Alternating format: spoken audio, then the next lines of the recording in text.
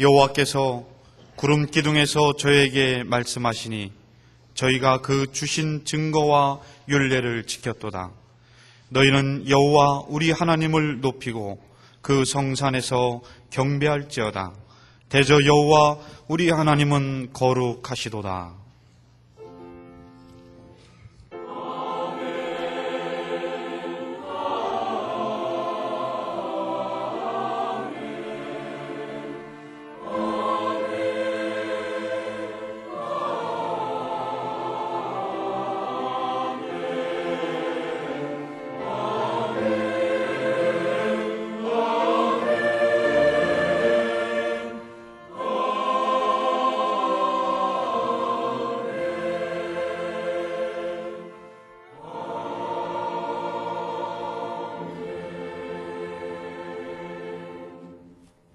하나님께서 우리에게 주시는 구약의 말씀은 사무엘상 3장 19절부터 4장 1절입니다.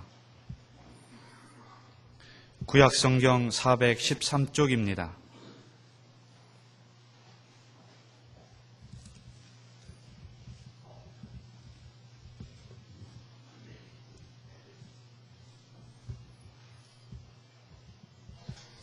사무엘이 자라매 여호와께서 그와 함께 계셔서 그 말로 하나도 땅에 떨어지지 않게 하시니 단에서부터 부엘세바까지의 온 이스라엘이 사무엘은 여호와의 선지자로 세우심을 입은 줄을 알았더라.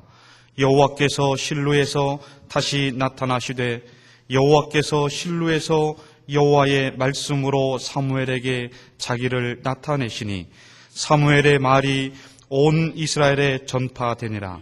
이스라엘은 나가서 블레셋 사람과 싸우려고 에베네셀 곁에 진치고 블레셋 사람은 아벡에 진쳤더니.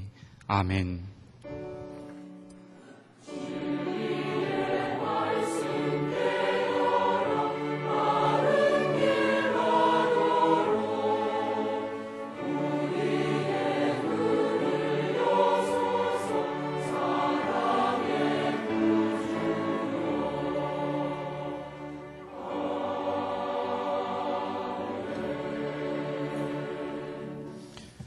하나님께서 우리에게 주시는 신약의 말씀은 고린도후서 3장 1절에서 3절입니다.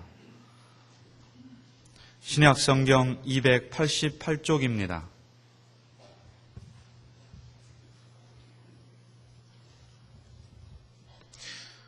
우리가 다시 자천하기를 시작하겠느냐? 우리가 어찌 어떤 사람에게 천거설을 너희에게 붙이거나 혹 너희에게 맞거나 할 필요가 있느냐? 너희가 우리의 편지라. 우리 마음에 썼고 뭇 사람이 알고 읽는 바라. 너희는 우리로 말미암아 나타난 그리스도의 편지니 이는 먹으로 쓴 것이 아니요 오직 살아계신 하나님의 영으로 한 것이며 또 돌비에 쓴 것이 아니요 오직 육의 신비에 한 것이라. 아멘.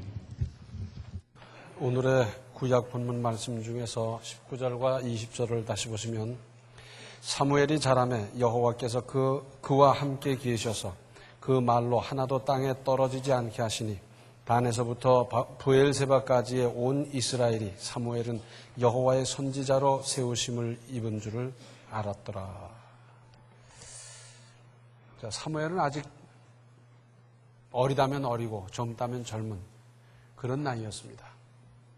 지금 엘리 제사장이 살아서 활동하고 있고 그 아들들도 제사장 일을 하고 있고 그런 상태에서 사무엘이 하는 모든 활동을 통해서 하나님의 뜻이 드러나는 장면입니다.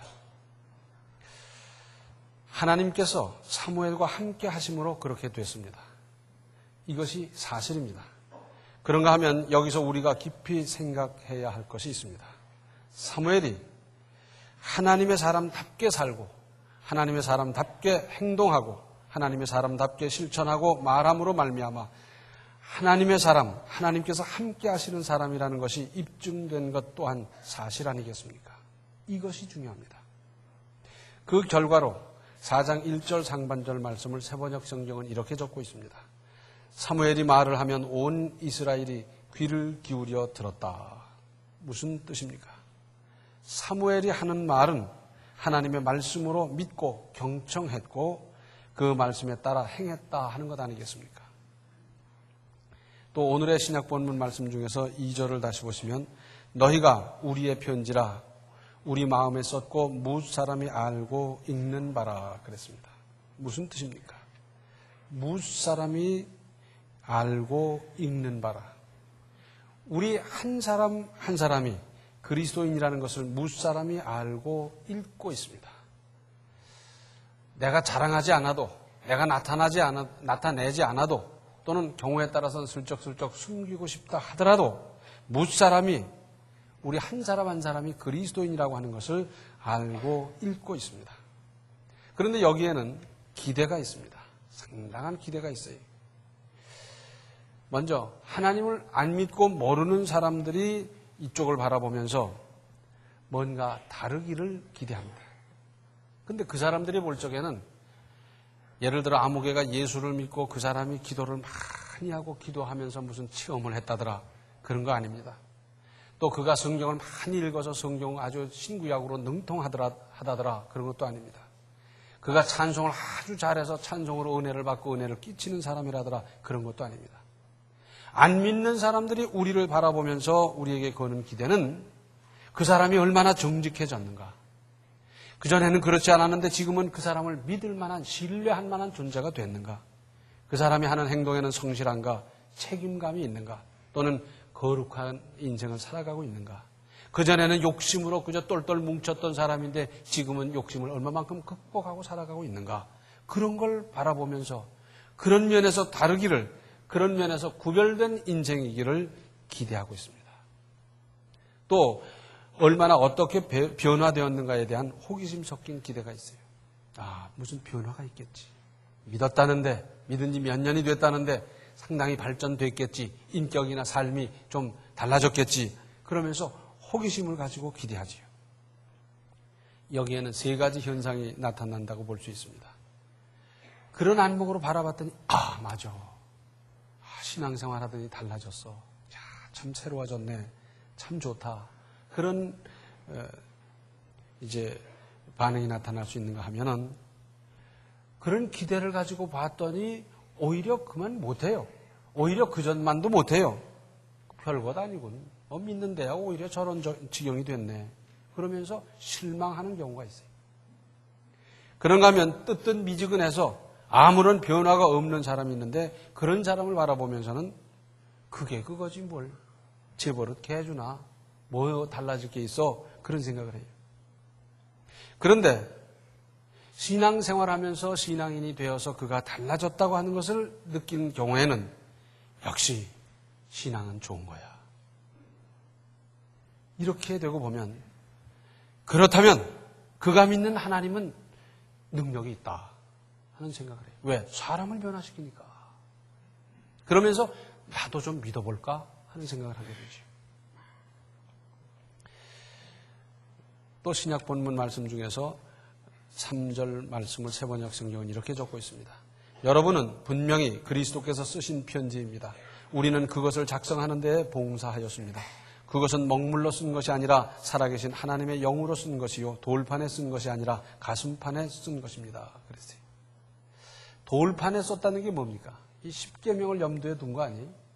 돌에다가 하나님께서 직접 각인하셔서 글씨를 써줬던 십계명 돌판, 그걸 생각하면서 그런데 쓴 정도가 아니라 가슴판에 깊이 새겨 넣었다 하는 말씀 아니겠습니까?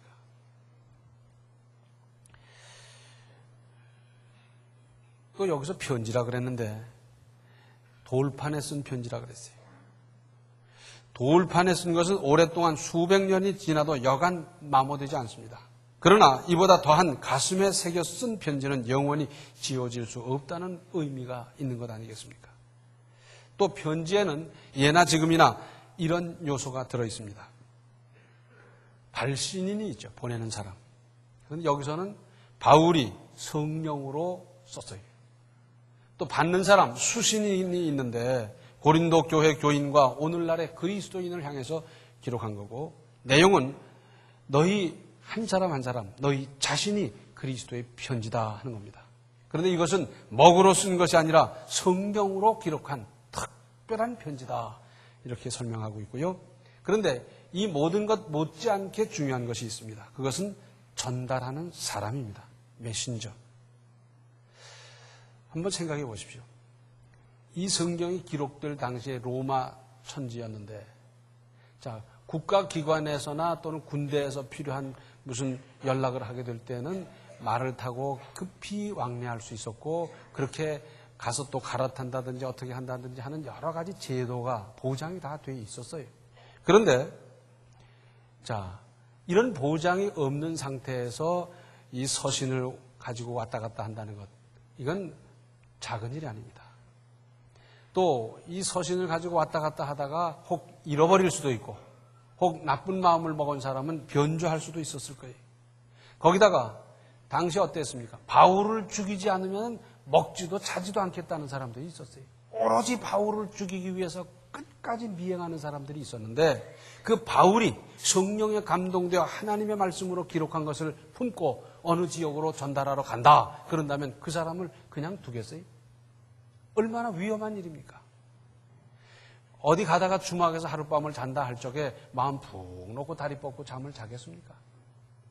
길을 가다 무슨 봉변을 당할지 모르고 그러다가 목숨을 잃을 수도 있는데, 이런 중차대한 일을 하나님의 말씀을 품고 간다는 이 사명감을 가지고 그 먼 거리를 왕래했던 사람들, 그래서 가장 믿을 수 있는 신실한 사람에게 부탁했을 것이고, 당시의 신약성경 서신서를 전달한 사람들의 보이지 않는 수고가 이만저만이 아닙니다.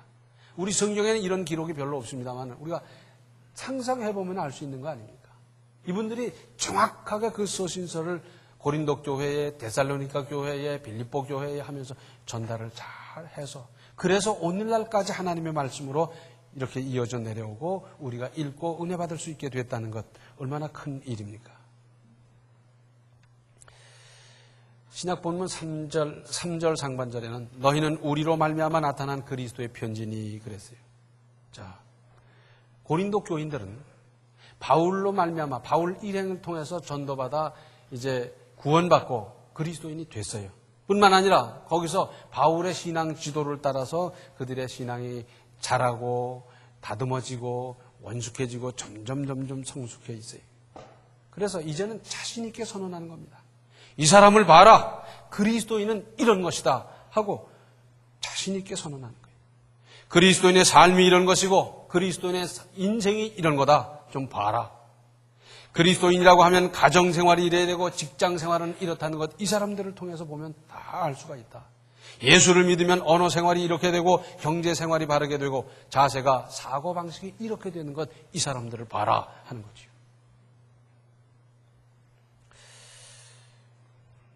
우리 한 사람 한 사람을 통해서 보면서 바울이 이런 선언을 할 수 있게 되겠습니까? 우리의 믿음이, 우리의 삶이 그렇게 되겠습니까? 혹 안 됐다 하더라도 실망할 건 없어요. 왜? 목표를 세우고 나아가면 되니까. 하나님은 어디 계십니까? 아니 계신 곳이 없지요. 어디나 계십니다. 이 그리스도교 사상의 지배를 받았던 서양 사람들의 의식 구조 속에는 그 밑바닥에 이것이 깔려 있습니다. 하나님은 어디나 계시다. 하나님은 지금 이 자리도 계시고 보고 계시다고 하는 것, in front of God. 하나님 앞에서 산다고 하는 그 의식이 쭉 깔려 있어요. 그러다 보니까 하나님 앞에서 사는 사람이 어떻게 거짓말하며 요리 빼고 조리 빼고 하며 그걸 못한다는 것 아예 밑바닥에 깔고 있어요. 우리나라 그리스도인들에게 있어서 이 점이 매우 부족합니다. 한편으로는 무사람이 우리가 그리스도인인 것을 알고 또한 읽고 나아가서 상당한 기대를 가지고 우리를 주시하고 있다는 사실을 명심해야 합니다. 내가 주장해서가 아니고 내가 혹 숨기고 싶은 때가 있을지 몰라도 그럼에도 불구하고 무사람들이 우리가 그리스도인이라는 것을 알고 읽고 있고 기대하고 있다는 사실, 참 조심스러운 일이지요. 서울서 어떤 장로님이 시장에 가서 물건을 사는데 이제 깎아달라 그랬어요. 이거 얼마 좀 깎자. 그랬더니 가게 주인이 막 깎아주겠다든지 무슨 뭐 덜 깎게 하자든지 무슨 이런 얘기를 하면 뻔히 쳐다보는 거예요. 아, 이거 안 맞네 이렇게 해서 이렇게 깎자. 그렇게 하면 사겠다. 근데 여전히 이러고 보더니 한참 만에 그러는 거예요. 장로님, 저도 그 교회 교인입니다. 그러니까 한 말 못하고 그 가격에 샀대요. 그 교인은 우리 교회 장로님이니까 하고는 알아서 다 계산해서 적당하고 자기 힘은 별로 없는 가격으로 이렇게 주려고 했는데 거기서 또 깎자 그러니까 뭐라 그러겠어요. 사람들은 다 보고 있어요. 그런데 하나님의 사람임이 분명하고 그래서 하나님께서 함께 하시는데도 하나님의 뜻대로 살지도 않고 행하지도 않는다면 하나님께서 어떻게 하시겠습니까? 하나님은 일단 기다리실 겁니다. 그렇죠? 사랑은 오래 참고 그래서 하나님은 기다리실 거예요. 긍휼이 많으시기 때문에 또 기다리실 거예요. 그럼에도 불구하고 그렇게 기대에 어긋난다고 하면 하나님은 촛대를 옮기실 것입니다. 곧 하나님의 뜻을 따라 살고 하나님의 뜻대로 행할 사람을 찾으시고 그가 하나님의 사람으로 하나님께서 함께 하시는 사실을 나타내도록 하시지 않겠습니까?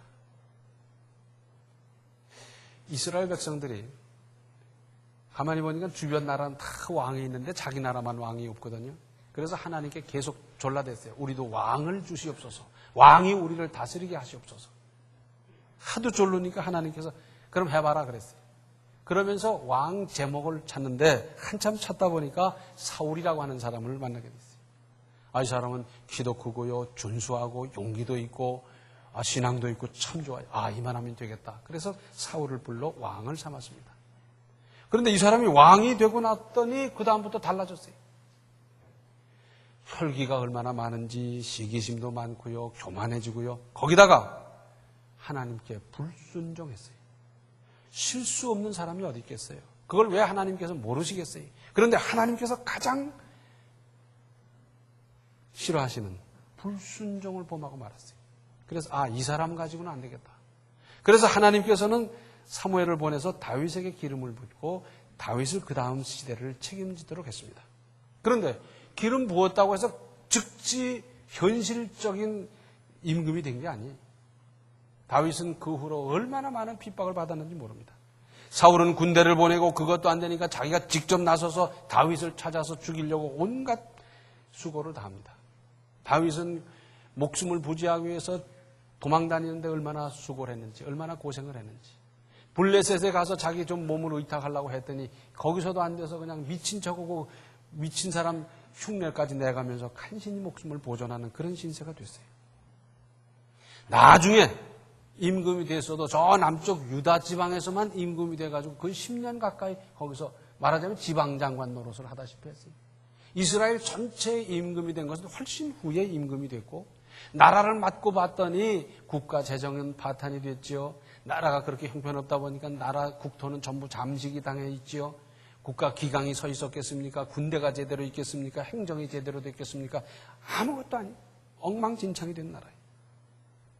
그런데 다윗은 임금이 되고 나서도 부르심 받을 때 그 믿음을 잃지 않았습니다. 무슨 일을 하든지 하나님께 여쭤보고요. 믿음으로 하려고 그러고요. 늘 그 중심을 잃지 않았어요. 특별히 하나님께서 다윗을 귀하게 보신 건 뭐냐면 다윗을 그렇게까지 추격하는 사울을 죽일 수 있는 기회가 있었음에도 그것을 안 했다는 것을 하나님 아주 귀하게 보셨어요. 그래서 다윗이 그 다음에 하는 행동 하나하나를 보면서 하나님이 얼마나 흡족했던지 이새의 아들 다윗을 만나니 내 마음에 합한 자라 그러셨어요. 그래서 하나님께서는 어떤 상을 주셨습니까? 다윗이 어디를 가든지 여호와께서 이기게 하셨더라. 얼마나 멋있어요. 성경에 나오는 은혜로운 장면이 많지만 이 말씀같이 기가 막힌 게 어디 있어요. 다윗이 어디를 가든지 여호와께서 이기게 하셨습니다. 블레셋과 싸워도 이기고 모압과 싸워도 이기고 암몬과 싸워도 이기고 나아가서는 혈기와 싸워도 이기고 교만과 싸워서도 이기고 다윗이 어디를 가든지 여호와께서 이기게 해 주셨습니다. 이것은 지금도 마찬가지죠. 하나님의 사람임이 분명하고 그래서 하나님께서 함께 하시는데도 하나님의 뜻대로 살지도 않고 행하지도 않는다고 하면 하나님께서는 촛대를 옮기실 것이고 하나님의 뜻을 따라 살고 하나님의 뜻대로 행할 사람을 찾으시고 그가 하나님의 사람으로 하나님께서 함께 하시는 사실을 나타내도록 하실 것입니다. 누가복음 2장 52절을 보면 예수는 그 지혜와 그 키가 자라가며 하나님과 사람에게 더 사랑스러워 가시더라 그랬습니다. 예수님의 소년 시절을 이 한마디로 압축하고 있어요. 그런데 이 안에 모든 것이 다 들어 있습니다. 예수님은 소년 시절 점점 자라가면서 하나님의 인정을 더 받았고 사람에게 인정을 더 받았고 하나님의 사랑, 사람의 사랑을 점점 나날이 더 받아갔다 하는 것입니다. 우리 신앙이 성장한다는 게 뭡니까? 오래 믿으면 성장하는 겁니까? 뜨거우면 성장하는 겁니까? 그보다는 믿음이 자라간다고 하는 것은 믿어가는 시간, 믿어가는 세월이 더해갈수록 하나님에게 더 인정을 받아가고 사람에게 더 인정을 받아가고 그래서 하나님의 사랑과 사람의 사랑을 함께 점점 더 받아가는 것, 이것이 믿음이 자라는 것 아니겠어요? 올해는 믿었는데 하나님의 사랑에서 점점 멀어져 간다면, 올해는 믿었는데 사람으로부터 신뢰를 잃어간다면 이것이 무슨 믿음이겠어요? 믿음의 세월이 더해갈수록 하나님으로부터 점점 더 인정받고 주변 사람으로부터 점점 더 인정을 받고 하나님의 사랑, 사람의 사랑을 점점 더 받아가는 것, 이것이 믿음이 자라는 증거 아니겠습니까? 우리는 그리스도의 편지입니다. 하나님의 성령으로 쓰고 육의 신비에 지워질 수 없도록 기록한 그리스도의 편지입니다. 그리스도의 편지답게 사십시다. 이제는 내가 부인하고 싶어도 부인해지는 게 아니에요. 그리고 안 믿는 많은 사람들이 내가 그리스도인이라고 하는 것을 보고 읽고 있는 이상, 이왕이면 그리스도의 편지답게 살고 그리스도의 편지로서 우리의 삶을, 우리의 인생을, 우리의 모든 것을 보여주십시다. 아, 맞아. 저 사람 변화된 거 보니 역시 하나님은 능력 있고 그가 믿는 하나님 나도 믿고 싶다 하는 마음이 나도록 할 일 아니겠어요? 내가 열심히 전도했는데 마음속으로는 네가 믿는 신 나는 안 믿겠다. 그런 사람이 나온다면 어떻게 하겠어요? 내가 별로 전도하지 않았는데도 나의 삶을, 나의 인생을, 나의 자세를, 나의 가정을, 나의 모든 것을 보면서 맞아. 저렇게 변화시키는 능력 있는 하나님, 그가 믿는 하나님 나도 믿고 싶다. 이런 마음이 들도록 우리는 그리스도의 편지로서 모든 걸 보여주고 나타내고 증거하고 역사하시기를 바랍니다. 기도하시겠습니다. 은혜로우신 아버지 하나님, 참 저희들 생각 없이 살아왔습니다. 믿는 사람 안 믿는 사람들이 저희들을 다 바라보면서 기대하고 있는데 우리는 얼마나 많은 사람들에게 실망을 주며 살아왔습니까? 이제는 그리스도의 편지로서 실망을 주는 것이 아니라 믿음을, 신뢰를, 그리고 믿음이 어떤 것인 것을 보여줄 수 있는 우리들의 삶이 되게 하여 주시옵소서. 우리의 생각을, 우리의 자세를, 우리의 마음을, 우리의 모든 것을 주님께서 직접 주장하시고 주관하여 주셔서 이제는 그리스도의 편지로서 나타내고 증거하고 살고 그리고 하나님께 영광 돌리는 우리들의 삶이 되게 하여 주시되 이제 명절철을 맞아서 오고 가고 만나는 모든 사람에게 이와 같은 모습이 드러나게 하여 주시옵소서. 예수님의 이름 받들어 간절히 기도하옵나이다. 아멘. 하나님께서 함께 하시는 모습으로 본이 되고 전도가 되게 하십시오.